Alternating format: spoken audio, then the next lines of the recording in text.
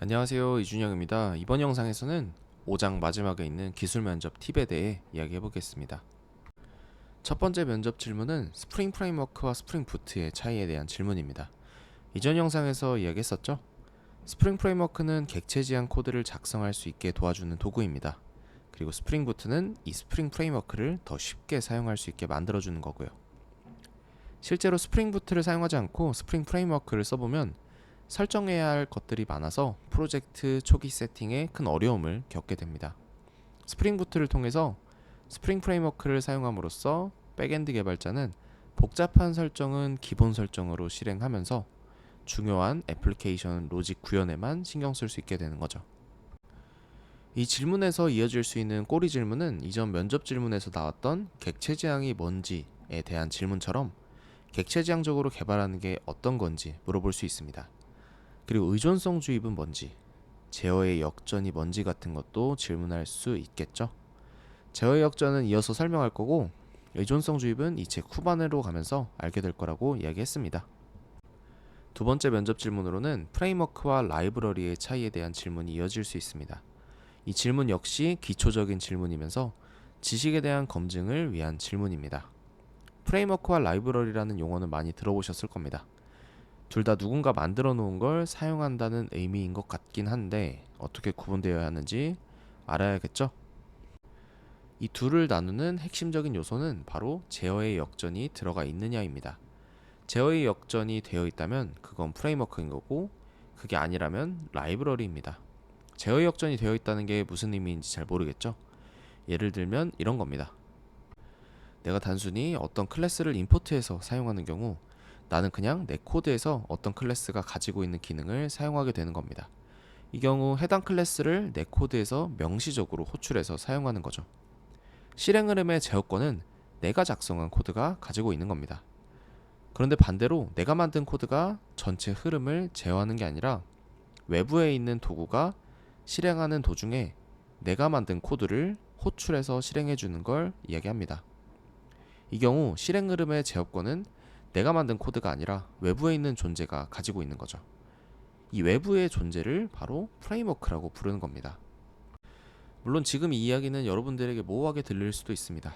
그러나 이 도서를 다 보고 나서 어떤 부분이 제어를 역전한다는 건지 찾아보면 그 사례를 몇 가지 찾아볼 수 있을 겁니다. 앞에서 봤던 컨트롤러 역시 일부 제어가 역전됐다고 얘기할 수 있는데요.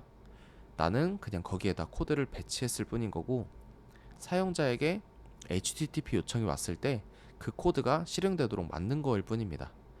이때 내가 작성해준 코드가 바로 실행의 흐름을 제어한 게 아니라 외부에서 내 코드를 실행시켜주는 게 되는 거죠.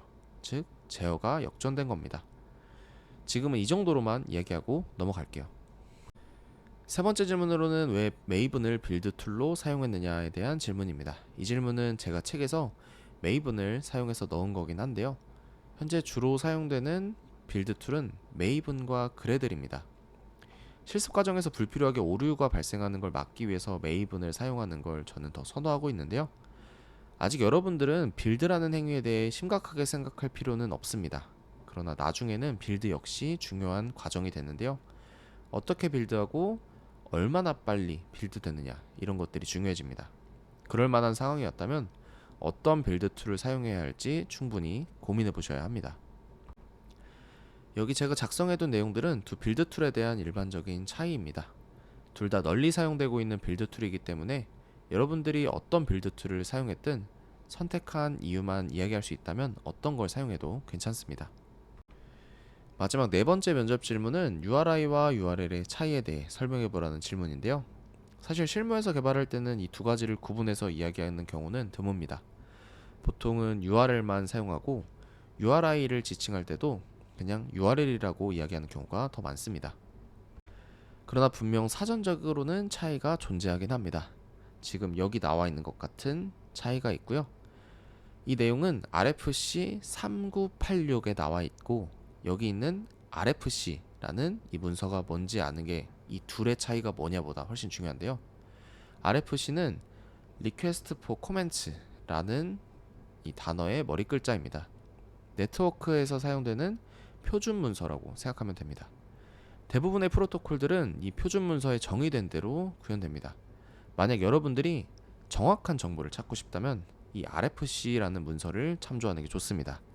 그게 가장 정확한 정보이고 공신력 있는 정보이기 때문입니다. 여기까지 5장 마지막에 있는 기술 면접 팁에 대해 알아봤습니다. 다음 영상부터는 백엔드 개발에 필요한 HTML에 대해 알아보겠습니다. 그럼 다음 영상에서 뵙겠습니다. 감사합니다.